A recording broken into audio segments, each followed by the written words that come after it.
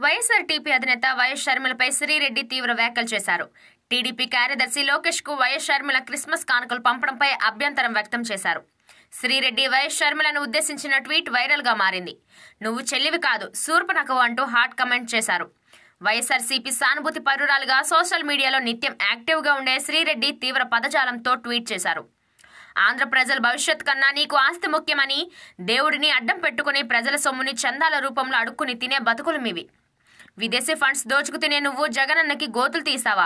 నువ్వు చెల్లివి కాదు, రాకాసి శూర్పణఖవి, నీకు బుద్ధి చెప్పే టైం వస్తుందంటూ చేసిన ట్వీట్ వైరల్ అవుతోంది. వైసీపీ అధ్యక్షుడు ముఖ్యమంత్రి జగన్మోహన్ రెడ్డి సోదరి వైఎస్ షర్మిల ఆంధ్రప్రదేశ్ కాంగ్రెస్ కమిటీ అధ్యక్షురాలిగా నియమితురాలయ్యే అవకాశాలు కనిపిస్తున్నాయి.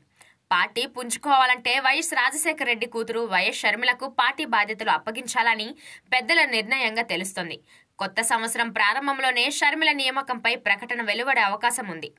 షర్మిల కాంగ్రెస్ పార్టీలో చేరితే ఏపీలో కాంగ్రెస్ తో పాటు ఆమె రాజకీయ భవిష్యత్తు కూడా బాగుంటుందని షర్మిలకు సన్నిహితులు సలహా ఇచ్చినట్లు తెలుస్తోంది. కాంగ్రెస్ జాతీయ అధ్యక్షుడు మల్లికార్జున ఖర్గే, పార్టీ నేతలు సోనియా గాంధీ, రాహుల్ గాంధీలతో షర్మిల విషయం ఇప్పటికే చర్చించారని ఏపీ కాంగ్రెస్ నేతలు తెలిపారు. కాంగ్రెస్ జగన్ కు షర్మిల రూపంలో షాక్ ఇవ్వబోతున్నట్టు సోషల్ మీడియా వేదికగా కామెంట్లు హల్చల్ చేస్తున్నాయి.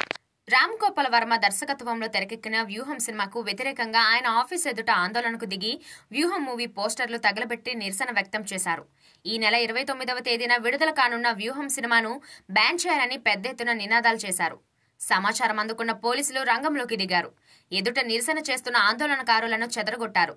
సీఎం జగన్ పొలిటికల్ బ్యాక్డ్రాప్ ఆధారంగా ఆర్జీవీ వ్యూహం సినిమాను తెరకెక్కించారు. అయితే ఈ సినిమాను టీడీపీ, జనసేన తీవ్రంగా వ్యతిరేకిస్తున్నాయి.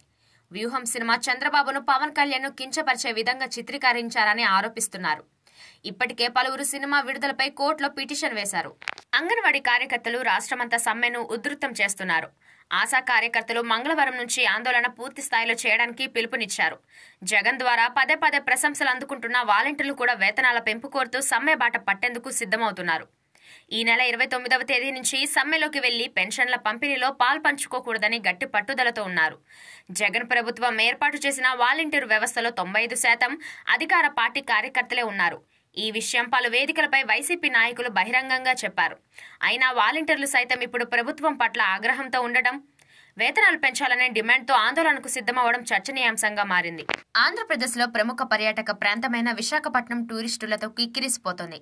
ఇయర్ ఎండింగ్ మరియు వరుస సెలవులతో ఎక్కడికక్కడ టూరిస్టుల తాకిడి ఎక్కువైంది. బీచ్లు, అరకు, లంబసింగి, పాడేరు పర్యాటక ప్రదేశాలు నిండిపోయాయి. ఇసుకేస్తే రాలనంత పర్యాటకులు వస్తున్నారని అధికారులు చెబుతున్నారు. కనీసం ఒక గది కూడా దొరకని పరిస్థితి ఏర్పడింది. వసతి లేక టూరిస్టులు ఇబ్బంది పడుతున్నారు. ఈ సంవత్సరం దేశ నలుమూలల నుంచి పర్యాటకులు రావడంతో హోటల్స్ లో ఖాళీ మాటే లేకుండా పోయింది. దీంతో అధికారులు జనవరి చివరి వరకు పర్యాటకులెవరూ రావద్దని, వస్తే ఇబ్బందులు తప్పవని తెలిపారు. ఈ సంక్రాంతికి విశాఖకు పర్యాటకులు పోటెత్తుతున్నారనే సమాచారంతో అధికారులు తలలు పట్టుకుంటున్నారు. అయోధ్యలో రామమందిర ప్రారంభోత్సవం అంగరంగ వైభవంగా జనవరి 22వ తేదీన భారీ ఎత్తున జరుగుతున్న విషయం తెలిసిందే. ఈ కార్యక్రమానికి పెద్ద ఎత్తున ప్రజలు హాజరయ్యే అవకాశం ఉంది. ప్రారంభోత్సవ సమయం దగ్గర పడడంతో ఎక్కడ ఎలాంటి ఇబ్బందులు తలెత్తకుండా ఏర్పాట్లు చేస్తుంది. ఇక ఈ ప్రారంభోత్సవ కార్యక్రమానికి టాలీవుడ్, కోలీవుడ్, శాండల్వుడ్, మాలీవుడ్, బాలీవుడ్ వరకు చాలా మంది సెలబ్రిటీలకు ఆహ్వానం అందినట్లు తెలుస్తోంది. టాలీవుడ్ నుంచి మెగాస్టార్ చిరంజీవి, డార్లింగ్ ప్రభాస్ లకు ఆహ్వానం అందింది.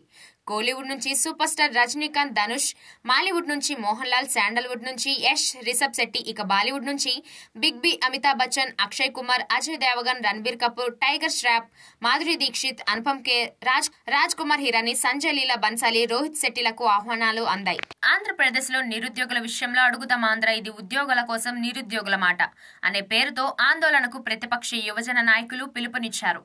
నిరుద్యోగులకు కావాల్సింది ఉద్యోగాలే కానీ పరీక్షల సమయంలో ఆటలు కాదని నినాదాలు చేశారు. జాబ్ క్యాలెండర్ ఇవ్వాలని వారు డిమాండ్ చేశారు. రాష్ట్రంలో క్రీడా మైదానాలు బాగు చేయాలని, ఆడుదాం ఆంధ్ర పేరుతో క్రీడల పట్ల విద్యార్థుల్లో ఆసక్తిని పెంపొందించిన సీఎం జగన్ నిరుద్యోగుల బాధలు మర్చిపోయారని అన్నారు. ఇందులో భాగంగా గుంటూరులో నల్లపాడు లయోలా కాలేజ్కి ఆడుదాం ఆంధ్ర కార్యక్రమానికి వచ్చిన ముఖ్యమంత్రికి వినతి పత్రం ఇవ్వాలని గుంటూరు జిల్లా తెలుగు యువత అధ్యక్షులు రావిపాటి సాయికృష్ణ, యువజన కాంగ్రెస్ రాష్ట్ర ఉపాధ్యక్షులు నూనె పవన్ తేజ, ఎన్ఎస్యుఐ జిల్లా అధ్యక్షులు షేక్ కరీంలు ప్రయత్నించారు. యువజన విద్యార్థి నాయకులను పోలీసులు అడ్డుకొని అరెస్టు చేశారు. చంద్రబాబుకు 175 సీట్లకు అభ్యర్థులు దొరక్క జనసేనను వెంటేసుకుంటున్నారని అన్నారు ఏపీ మంత్రి రోజా. రాష్ట్ర పరిస్థితి దేవుడెరుగు. కుప్పం నియోజకవర్గంలో అయినా గెలిచే మార్గం చూసుకోవాలని ఎద్దేవా చేశారు. 40 ఏళ్లుగా కుప్పం ప్రజలకు ఎలాంటి అభివృద్ధి చేయలేదని మండిపడ్డారు. కుప్పం అభివృద్ధి అయింది జగనన్న ప్రభుత్వం అధికారంలోకి వచ్చిన తర్వాతనని రోజా విమర్శించారు. వైఎస్ షర్మిల ఆంధ్రప్రదేశ్ కాంగ్రెస్ బాధ్యతలు స్వీకరిస్తారన్న ప్రచారం పైన మంత్రి స్పందించారు. ప్రజాస్వామ్యంలోకి ఎవరైనా రావచ్చని, షర్మిల విషయంలో కూడా ఇదే వర్తిస్తుందని అన్నారు. షర్మిల వల్ల తమకు ఎలాంటి ఇబ్బంది రాదన్నారు. మా పార్టీలో నాయకులు ఎక్కువ మంది ఉన్నారు కాబట్టే టిక్కెట్లు ఆశించే వారి సంఖ్య కూడా ఎక్కువగా ఉంటుందని అభిప్రాయపడ్డారు. టీడీపీ జనసేనలో టికెట్ ఆశించేవారు లేరు కాబట్టి దివాలా తీసిన పార్టీలని సజ్జల పేర్కొన్నారు. మా పార్టీ నాయకులు సీట్లు ఆశిస్తే అలాంటి వారందరినీ కూర్చోబెట్టి మాట్లాడతామని తెలిపారు. వారందరినీ పార్టీ వదులుకోవద్దని చెప్పారు.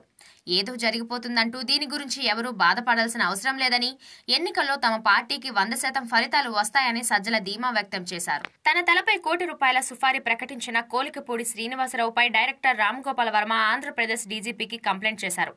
అంతేకాకుండా టీవీ5 యజమానిపై, వైస్ ప్రెసిడెంట్ సాంబశివరావుపై కూడా కేసు వేశారు. అమరావతి జేఏసీ నాయకుడు శ్రీనివాసరావు ఆర్జీవీ వ్యూహం మూవీపై అభ్యంతరం చెప్తూ టీవీ డిబేట్లో పాల్గొన్నారు. తన సినిమాలతో సమాజాన్ని తప్పుదోవ పట్టిస్తున్న ఆర్జీవీ తలనరికి తెస్తే ₹1 బహుమతి ఇస్తారని కోలికపూడి శ్రీనివాసరావు అన్నారు. ఈ వీడియో సోషల్ మీడియాలో వైరల్ అవుతోంది. కథానాయకుడు డీఎండీకే అధినేత కెప్టెన్ విజయకాంత్ మృతి చెందారు. దీంతో తమిళనాడు అంతటా విషాదం చోటు చేసుకుంది. రాజకీయ రంగంలోనూ, తమిళ ఫిలిం ఇండస్ట్రీలోనూ తనదైన మార్కు వేసుకున్న అగ్రహీరో డీఎండీకే అధినేత విజయకాంత్ అనారోగ్యంతో తుదిశ్వాస విడిచారు. గత కొన్ని రోజులుగా విజయకాంత్ అనారోగ్య సమస్యలతో బాధపడుతూ వస్తున్నారు. రీసెంట్ గానే ఆయన ఆరోగ్యం మీద రకరకాల పుకార్లు వచ్చాయి. 40 ఏళ్ల సినీ రంగం, 20 ఏళ్లకు పైగా రాజకీయ రంగంలో ఆయన చెరగని ముద్ర వేసుకున్నారు. సినిమాల్లో కెప్టెన్ గా అగ్రస్థానాన్ని చేరుకున్నారు. కానీ రాజకీయాల్లో మాత్రం ఆశించినంతగా సక్సెస్ కాలేకపోయారు. జనాల హృదయాల్లో మాత్రం కెప్టెన్ గా విజయకాంత్ చిరకాల స్థానాన్ని సంపాదించుకున్నారు. రాజకీయ నాయకులు, ఫిలిం ఇండస్ట్రీ మొత్తం సంతాపాన్ని వ్యక్తం చేస్తున్నారు.